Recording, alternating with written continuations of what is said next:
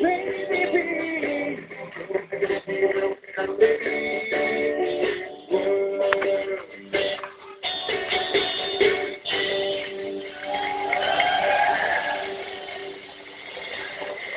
lagi di Demo Crazy. Dan pemirsa dan anggota Dewan yang terhormat, kita akan segera memasuki rangkaian agenda sidang. Dengan ini, sidang saya buka.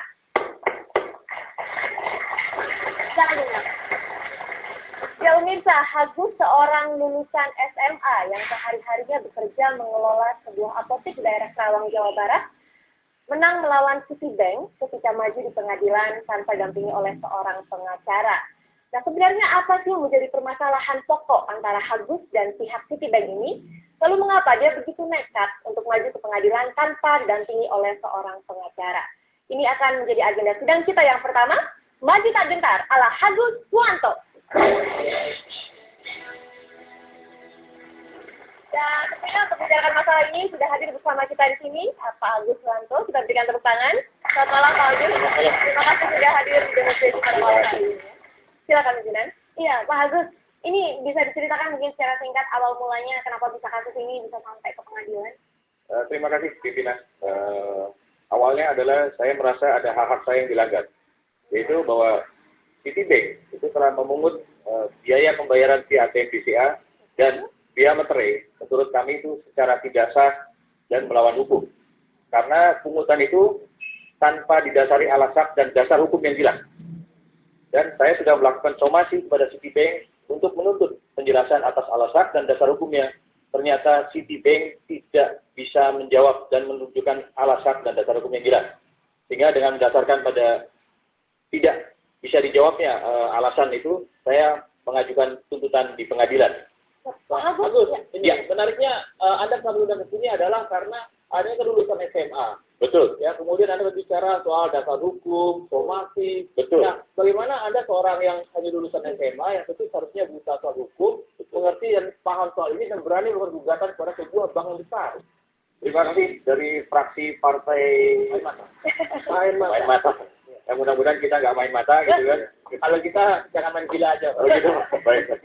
Ya jadi memang kalau secara ini saya lulusan SMA. Tapi kan untuk belajar hukum tidak, menurut saya tidak harus dengan bergelar sarjana hukum.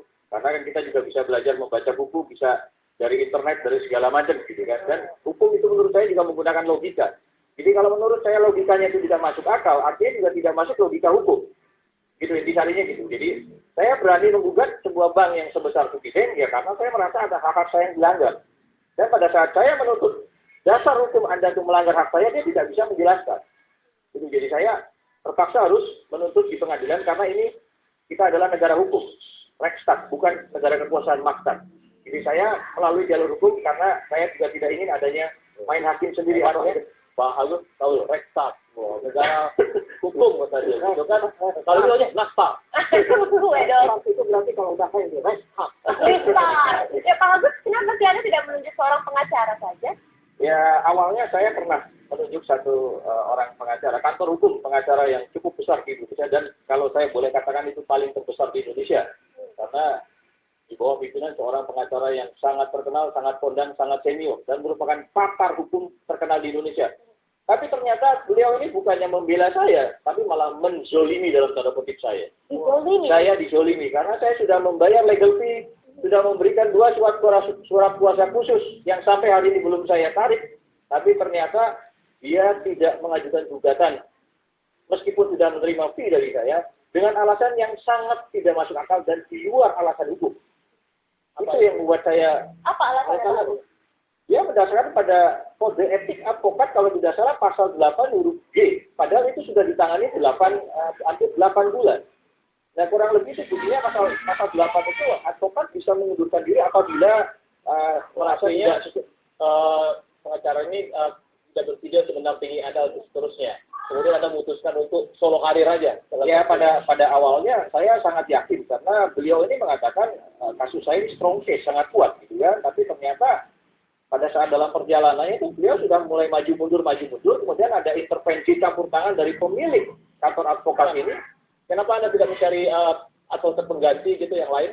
Ya jujur saja kalau sudah seorang advokat dan kantor hukum sebesar itu saja bisa, mohon maaf seperti partai Anda main mata gitu kan, apalagi advokat yang di bawahnya gitu atau kantor hukum yang lebih kecil gitu. Jadi saya jujur saja ya, kepercayaan trust saya itu sudah mulai luntur.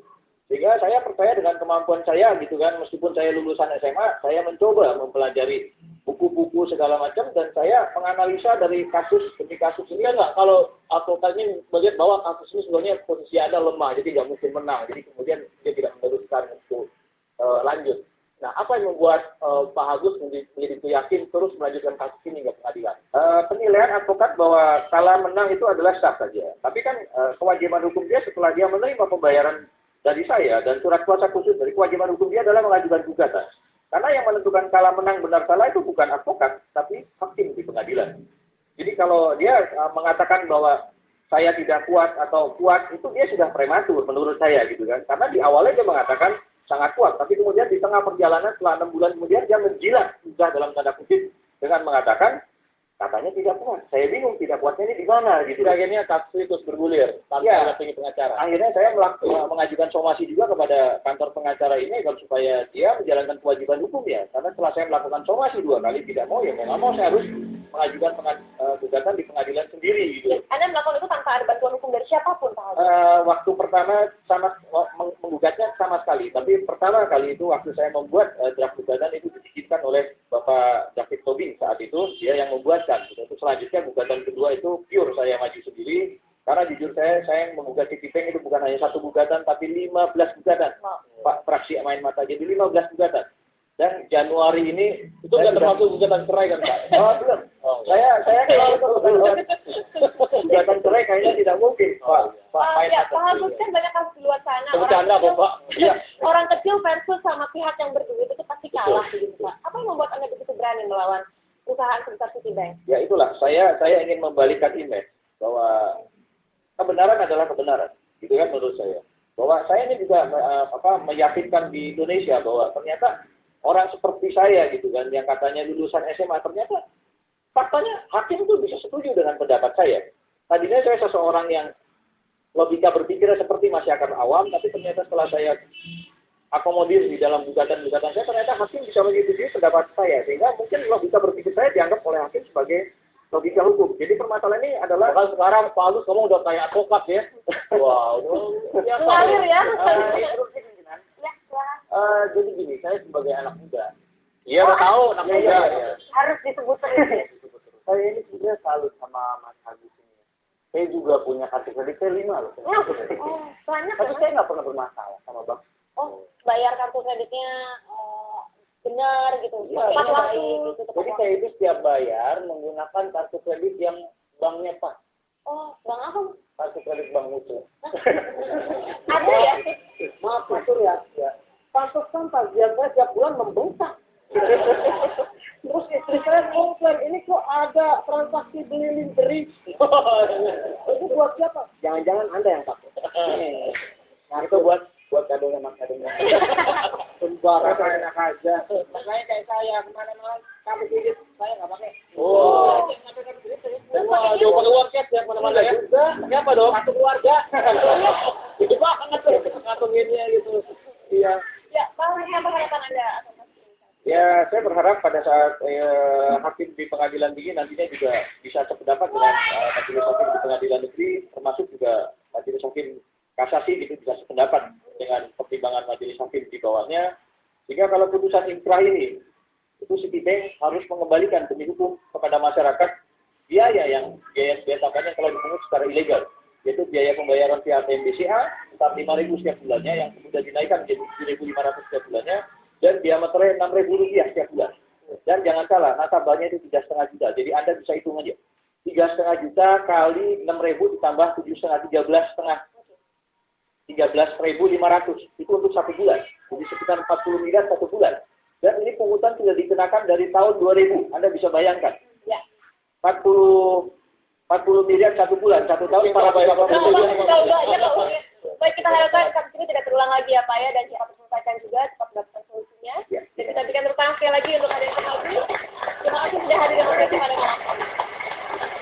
Iya, pemirsa tetaplah bersama kami karena sesaat lagi kita akan memasuki agenda sidang yang membahas tentang film The Raid, film Indonesia yang mendapatkan sejumlah penghargaan internasional. Jadi tetap bersama kami di Demokrasi dan dengan ini tidak saya stop. We are the future.